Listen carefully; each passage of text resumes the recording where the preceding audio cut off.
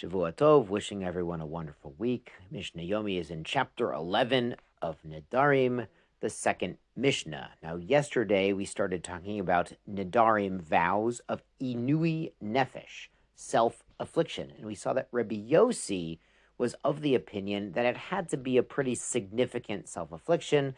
Mere discomfort, such as not bathing that day, was not bad enough. So now Mishnah Bet picks up with Rabbi Yossi explaining his opinion, Ve'elu hem nidre inui nefesh, and these are what I consider vows of self-affliction.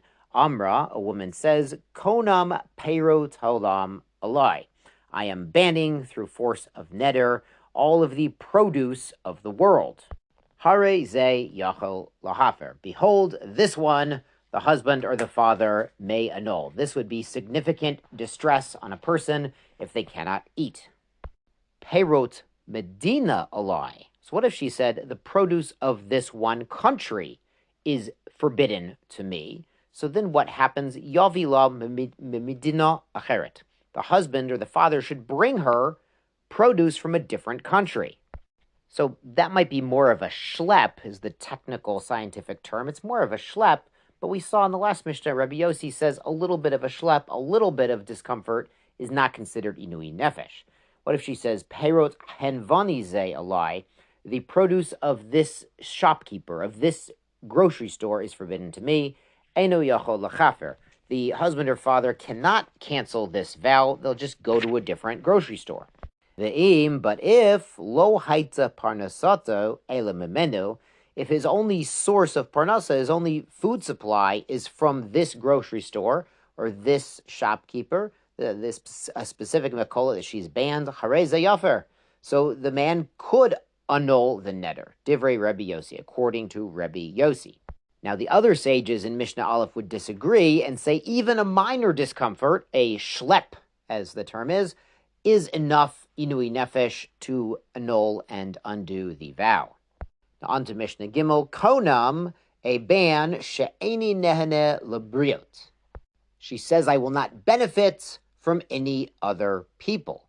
Interestingly, eno yachol lahafer. The father or the husband cannot annul the neder.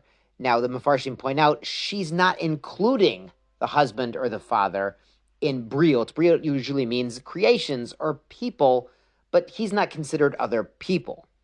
So since she could still deal with her husband or father and be supported through the man in her life, she doesn't truly need other people, and he cannot nullify this neder. And the Mishnah adds, via cholahi, and she's also able, lahanot beleket shechopeya, to take the portions of the crop that are left ownerless. Now, leket, if we recall way back in Zerayim, we talked about this. Leket is stalks that drop during the harvest. Shicha is stalks that are forgotten on the field after the harvest. And peya is a corner of the field that's purposefully left unharvested for poor and needy to come and harvest and take for themselves. Now, since these items are not owned by even though the man owns the field, but she can still take them because they're considered ownerless. Now, what if she makes a different vow? The Mishnah adds, Konam Cohanim Leviim, Nehanim li. She now bans any Cohanim, anyone from anyone named Cohen, or not just named Cohen, but anyone of that lineage, Leviim, and also the Levites, from having benefit from her.